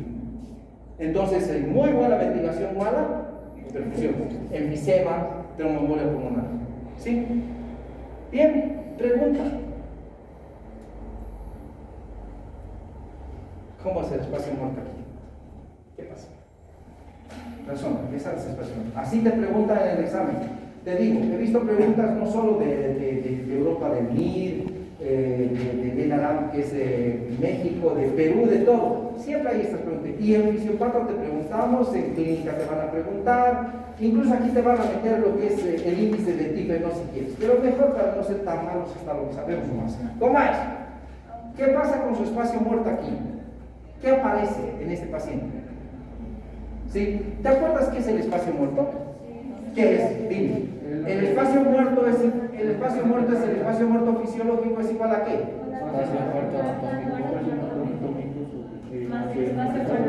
Más el espacio muerto alveolar. Bien, esto es el espacio muerto fisiológico. En condiciones normales, ¿cómo es? El espacio muerto fisiológico es igual al espacio muerto, ¿qué? Anatómico. Bien, pregunta. ¿Qué está pasando aquí? Que está como un coágulo. ¿Qué hay? ¿Qué hay aquí? Yo sé que hay aire. ¿Qué hay? Aire, sí que hay aire. Aire desperdiciado. Claro. Entonces, si hay aire desperdiciado, este sería el espacio muerto alveolar. Es un aire que llega a los alveolos, pero no hace intercambio de gases. ¿Sí o no? Sí. Pregunta. ¿Qué aire sería entonces este? ¿Alveolar? ¿Expiratorio? ¿Húmedo? ¿O atmosférico? ¿Qué? Húmedo. Bien. ¿Sí? No hay intercambio de gases. Hasta este aire de este alveolo desperdiciado tiene oxígeno, tiene nitrógeno, ya, y tiene agua. Como no hay intercambio de gases, se queda ahí. Espacio muerto. Con todo esto te vamos a preguntar en el examen. ¿Sí? Ya sabes. Ese es un caso clínico. Vamos con el otro. ¿Correcto o no?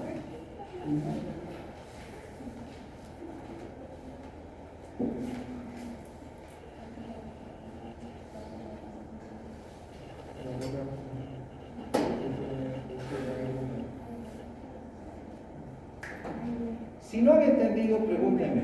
Fuera de broma les digo. ¿Puedes repetir lo que A ver, aquí repito. Dime, ¿qué no has entendido? Lo del que hay Del embolio. No hay problema. Repetimos. Bien, aquí tienes un alveolo. ¿Correcto? Normal. La sangre está pasando normal para todos. Estoy seguro que como él lo entendió y muchos de ustedes, solo que de miedito nomás lo dicen. ¿Sí? Bien, está pasando sangre normal. Pero resulta que este pobre paciente ha viajado en un avión, ¿ya? Largo tiempo, es mayorcito y tenía trombos en sus venas. Esos trombos han pasado a través de todo ese sistema venoso, ha llegado a la aurícula derecha cuando ha terminado el viaje. Mira lo que te estoy enseñando. Esto pasa en estos pacientes. Los pacientes que viajan en los buses largo tiempo, sentados todo el tiempo, y esto más se da en esos que viajan sentados largo tiempo, o viajes transatlánticos en avión. Se levanta, porque los coágulos, por estar tanto largo tiempo, se forman los coágulos en los mayorcitos, ¿ya? Se levantan, y esos coágulos, mientras van a recoger su maletita, todos van avanzando. ¿Ya? De mala suerte avanzan o se desprenden, porque se avanzan o se desprenden, pasan las venas, pasan todo este filtro incluso del hígado, porque son capaces de pasar, llegan a lo que es la aurícula derecha y se impulsan ¿hacia dónde? Hacia los pulmones. En los pulmones ese pinche coagulito hace una tromboembolia pulmonar. Listo. ¿Ya? El paciente el primer día anda bien, pero empieza a ver sintomatología. Y la tromboembolia es peligrosa hasta solo con 8%, si no me equivoco, ahorita se me ha ido la mano. 8% de tromboembolia estás perdido. ¿Ya? Entonces, y es mortal. La tromboembolia es mortal. La masiva es mortal, no es como el infarto miocardio, incluso que todavía puedes despedir. Esta es mortal. ¿Ya? Y con un poquito de porcentaje. ¿Ya? Se tapa. Entonces, al taparse, ¿qué pasa? La sangre ya no pasa. ¿Sí o no? No pasa. Entonces, ¿qué es lo que decimos? Que la perfusión anda ahí. ¿Ya? Aquí este alveolo sigue entrándole aire, ¿correcto? Pero como no hay intercambio de gases, este aire que está dentro de este alveolo solo es aire húmedo. En otras palabras, es aire de vía respiratoria, entre comillas. Claro, no ha hecho intercambio de gases. Ahora, este aire que es aire húmedo debería ser intercambio, ¿correcto? Pero como no hace intercambio y está en el alveolo, es aire del espacio muerto alveolar, porque es un aire desperdiciado. Se desperdicia ese aire porque no hace intercambio de gases. Así te van a preguntar, ¿en qué situación hay desperdicio de aire? Sí, simple. ¿Ya? Al haber aire desperdiciado, ¿qué va a pasar con el espacio muerto fisiológico? Aumenta, listo, tú lo has dicho. Porque el anatómico está ahí, pero es que si se aumenta la presión arterial. ¿Sí? Es pregunta de examen, por si acaso. Creo que entonces medios de compresión. Sí, cuando los pacientes mayorcitos de 60, 70 años ya viajan mucho tiempo, más de 4 o 6 horas, es mejor que vayan con medias de esas de compresión. Los que tienen tendencia a hacer varices también. Los que tienen varices también. ¿Sí? Ponerse medias de compresión y si están viajando largo rato, cada hora o cada media hora tratar de pararse y hacer bombear la sangre para que ese estancamiento no haga que los coágulos se vayan formando. Bien, vamos con esto para terminar. Tenemos todavía mucho tiempo, ¿no? Pero no sé, dijo varias. Pero está interesante la ¿Qué? Yo tampoco, ¿tú crees que he comido? ¿Y sabes cómo tengo que ir de aquí? Tengo que volar a la América para dar la Doctor, porque son enfermedades. ¿Quiénes han dicho que traen medicina? Ese es el gran detalle. Bien, terminaremos. Es que debo terminar. Bien, vamos a ir con esta situación. Este paciente ya también es lo contrario. Su perfusión es mayor y su ventilación es menor. Entonces, la relación ventilación-perfusión es, mira, la ventilación es menor y la perfusión. ¿Cuánto es el resultado? Menor a 1. Por eso te he puesto esto 1, pero sabes que no es 1, ¿eh? Menor a 1. ¿Ya? ¿En qué situación se establece una relación ventilación-perfusión menor a 1? ¿Ya? Vamos a ir al punto, por favor. Debo terminar, jóvenes, lo siento, esa es la vida de ser estudiante. Y medicina es así. No, yo no me voy ¿cómo les puedo decir? No me puedo atrasar. ¿Y por qué no me puedo atrasar? Porque mis clases no son de 5 minutos, ni de 10, ni de PowerPoint. Es de tratar de llegar a vos. ¿Para qué tienes que aprender estas cosas? Esa es la verdad. ¿Será que me va ahora vas a ver aquí? Es más genial todavía. ¿No? Así como que más apasionante. ¿Ya? Mira. Haz de cuenta de que este paciente, ya, resulta que se ha encharcado su pulmón, se ha llenado de líquido. En este caso, partecita de este alveolo. Ya, se ha llenado de líquido. ¿Listo? ¿Ya? Entonces, ¿qué es lo que pasa? ¿Sí? Al llenarse de líquido este alveolo, prácticamente no hay espacio para que entre el aire o no. O sea, ¿qué quiere decir? La ventilación cae. ¿Sí o no? Sí, bien, hasta ahí estamos bien. Excelente. Entonces, resulta que la sangre entra en su intento de oxigenarse. ¿Qué clase de sangre es esta? Venosa, ¿ya? Pero no hay ventilación porque el alveolo está ocupado de líquido. Haz de cuenta de una neumonía, no se produce en todo el pulmón, ¿eh? Es una partecita, ¿ya? Entonces, ¿qué pasa? ¿Sí? ¿Qué pasa? La sangre entra en su intento de oxigenarse, pero no hay intercambio de gases porque está ocupado por líquido. Entonces, la sangre sale ¿qué? Venosa. Claro, no se oxigena. Entra venosa, sale venosa. Entonces, ¿sí? ¿Qué está pasando aquí? Aumenta el cortocircuito. Del cortocircuito fisiológico se vuelve un cortocircuito que aumenta más y se adiciona este circuito, cortocircuito patológico. ¿Sí? ¿Qué? ¿Aumenta el gasto cardíaco? No le mezcles el gasto cardíaco, por favor, tranquilo. Como que no estoy aumentando nada. ¿Por qué tuviera que aumentar el gasto cardíaco? Porque es la misma sangre que se está pasando nomás sin oxigenarse. El gasto cardíaco sigue siendo el mismo. O sea, ese 1 o 2% que te he dicho sigue siendo el de la sangre bronquial, pero aquí es la misma cantidad de sangre, ¿acaso pasa más? No, esta sangre estoy hablando de la oxigenación, no de la cantidad. ¿Entendido, no? Entonces la sangre intravenosa sale venosa, no se oxigena. Entonces, ¿qué es lo que pasa? Aumenta el cortocircuito. De fisiológico se vuelve, entre comillas, patológico. Bien, ahora, mira, te voy a dar una situación solo para que veas por qué tienes que saber esto. Bien, tienes un alveolo que está así nomás, ¿ya? Pero de hecho se ha engrosado la membrana alveolar. ¿Sí? Indudablemente hay alteración en lo que es la ventilación-perfusión, ya sabes que sí. Bien, pregunta, mira por favor, ¿sí? El oxígeno entra, bien, oxígeno entra, pero el oxígeno se ve con una barrera, ¿sí? Al verse con esa barrera, ¿puede difundir fácilmente? No. Entonces, mi paciente va a padecer ¿de qué? De hipoxia. Ya, está bien, pero vamos a ir con calmita, paso a paso, step by step. ¿Qué? Hipoxia. ¿Ya? Y esta mi sangrecita está transportando ¿qué también? ¿Qué? CO2. Pero mi CO2 sí es capaz de salir. ¿Por qué? Porque es 20 veces más difusible que este. Y es capaz de pasar este grosor. Por eso que cuando los alveolos están parcialmente ocupados, que no principalmente todo encharcado, el paciente puede ser una hipoxia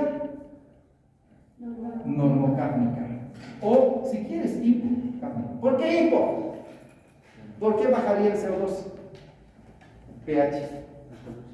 Capítulo de pHs. Tus riñones, no te olvides que ese paciente que está con tos está haciendo acidosis respiratoria. ¿Quién está compensando? Los riñones, y está utilizando el CO2 para convertir ese CO2 en bicarbonato y se vuelve. Pero si mi paciente, pobre pinche paciente, se empieza a encharcarse todos sus pulmones, un paciente que está haciendo neumonía brutal, ¿sí? Empieza a perder todos sus pulmones, ¿qué pasa? Hace hipoxia, pero esto ya es más grueso. Entonces ni el CO2 puede pasar. ¿Qué hace? Hipoxia hipercápnica, porque el CO2 también empieza a subir porque ya no puede salir. ¿Entendido? Cuando es escrito nomás es insuficiencia respiratoria de tipo 1. Cuando se adiciona hipoxia más hipercapnia es insuficiencia respiratoria de tipo 2. Eso tienes que saber, por eso te estoy dando. Ojalá te acuerdes hablar. ¿Por qué dijo que era hipocárnica? Hipocápnica, bien. ¿Otra vez? Ya lo ha botado su comida. Ni en modo. Bien. Vamos a explicar. Sí, vamos a explicar. Ya, dime, ¿cuál era tu pregunta? Ya me he hecho una pregunta. No, era la mía. Entonces, cuando hay hipoxia hipocárnica, el CO2 aún puede salir, pero cuando ya es hipercárnica ya no puede salir. ¿Y qué pasa después? Se muere el paciente. Lógico. Bien, no es como, no es en el orden que has dicho. Mira, si tus alveolos están parcialmente ocupados y la membrana está así, está con líquido, ¿correcto? ¿Ya? ¿Qué es lo que pasa? Lo único que ha pasado que hay engrosamiento de la membrana, no, ¿sí? Pero este engrosamiento, ¿a quién dificulta más que difunda? Al oxígeno. No mucho al CO2, ¿por qué? Porque como el CO2 tiene alta capacidad de difundir, va a salir igualito nomás. ¿Entendido? No te olvides que es 20 veces más difusible. ¿Ya? Entonces, a pesar de que esté engrosado, es capaz todavía de difundir. ¿Entendido hasta ahí? Bien. Ahora, ¿qué es lo que pasa cuando no difunde el oxígeno, pero sí es capaz de todavía salir Entonces, no difunde oxígeno, poco oxígeno, hipoxia, el paciente hace hipoxia. Pero hace normocapnia. ¿Qué es normocapnia? El CO2 sigue normal. Sacas gases en sangre y está normal el paciente. ¿Ya? Incluso es hipocápnica. ¿Por qué? Ahora vamos a explicar. Resulta que mi paciente al hacer hipoxia hace acidosis respiratoria, porque es de origen respiratorio, porque el pulmón está fallando, ¿no? ¿Ya? Hace acidosis respiratoria. Pero para compensar la acidosis, tu cuerpo está muy ácido. ¿Cuáles son los mecanismos de defensa para estabilizar el pH? El primero, los líquidos corporales. El segundo, el aparato respiratorio, pero está enfermo. ¿Y quién es el tercero más efectivo? Los riñones. Entonces los riñones empiezan a compensar y empiezan a formar bicarbonato. ¿De dónde forman el bicarbonato? Del CO2, con ayuda de la anidrasa armónica. Hemos llevado. Claro, si pasas de noche estos capítulos, no han venido ustedes a los últimos capítulos, se han perdido. Tenían 4 alumnos, 6 alumnos, 7 alumnos más. No todos han venido. Vos has venido, sí, pero no todos. Estaban vacías mis clases del último capítulo. Ah, claro, ya sé que venían, pero no los últimos. Ya sé. Vení muchos. ¿Ya? Y eso es básico. Quieras o no, todos estos pacientes vas a tener más que otros. Así siempre neumonías, esas cosas son de moda. Y ahora que los países son más grandes y todo, van a ver. ¿Ya? Bueno.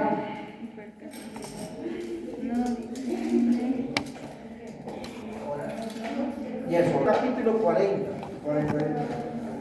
Ahora el 41.